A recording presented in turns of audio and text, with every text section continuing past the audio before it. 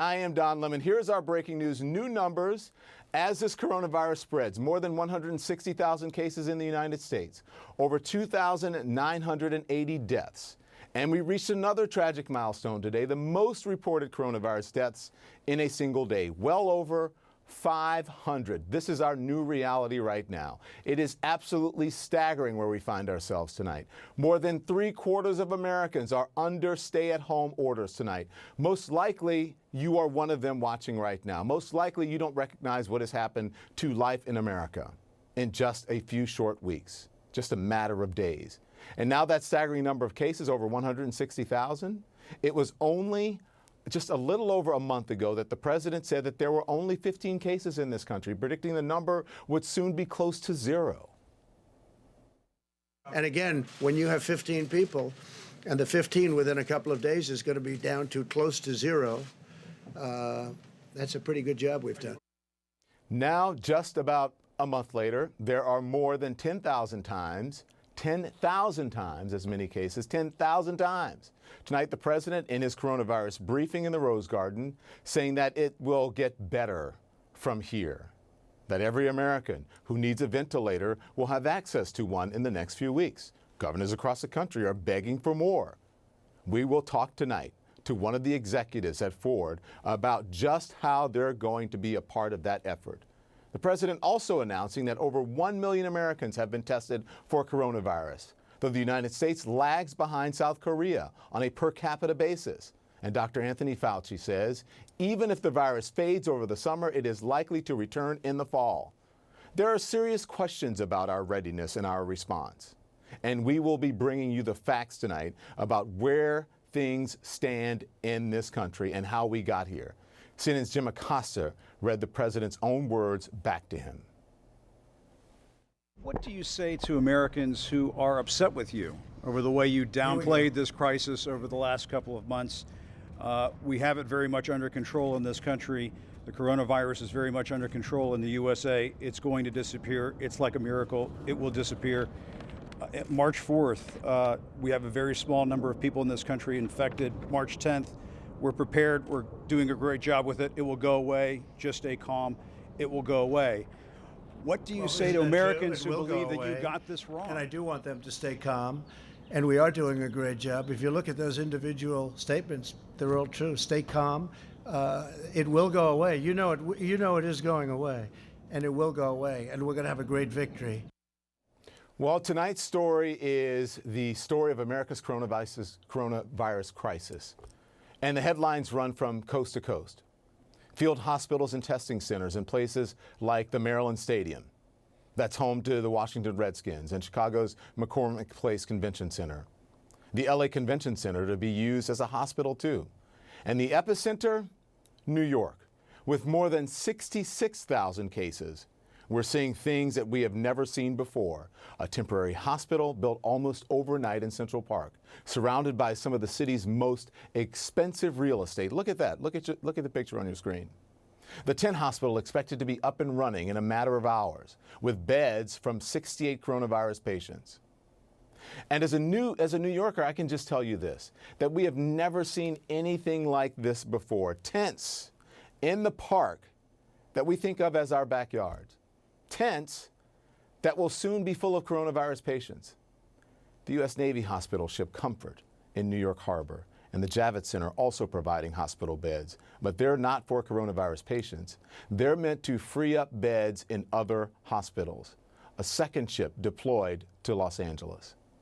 And speaking of the Comfort, that hospital ship, I want you to take a look at this. This was the scene today as New Yorkers crowded the streets to watch the ship arrive. What's wrong with this picture? Whatever happened to social distancing? There are tens of thousands of cases of coronavirus in this city. More than 1,200 deaths. That number rising every day. People, don't be crowding the streets. Don't give our doctors and nurses and healthcare workers more patients to try to save. Take a look at this. It's in a suburb of Pittsburgh. A mile-long line of cars, hours before the local food bank was scheduled to open. WKDA is reporting that there were so many cars that police were directing traffic. Workers loading boxes of food directly into the trunks of cars to maintain social distancing. That is, hospitals are under siege in this country. You see it inside this Brooklyn hospital. Patients everywhere, beds in the hallways. One doctor putting it this way, watch. This is a war zone. It's a medical war zone. We're trying to keep our head above water and not drown. And Dr. Arabia Mollett has this advice for the rest of us. Stay the F home. Exactly. Exactly. A lot more to talk about. I want to bring in now CNN White House correspondent Caitlin Collins and our chief medical correspondent Dr. Sanjay Gupta. Thank you both so much for joining me this evening. I appreciate it. Caitlin, I'm going to start with you. The deadliest day yet here in the United States since this pandemic outbreak, and the president got some tough questions about accountability. How is he responding? Yeah, well, Don, as you've noticed at these press conferences, that the president has increasingly been leading. Initially, he had left it to the vice president, Mike Pence. You've seen how sensitive the president is to negative coverage, to skeptical coverage, anything that scrutinizes how his administration, and of course, he has handled the coronavirus response so far. And this has always been something that the president has paid close attention to, his own coverage.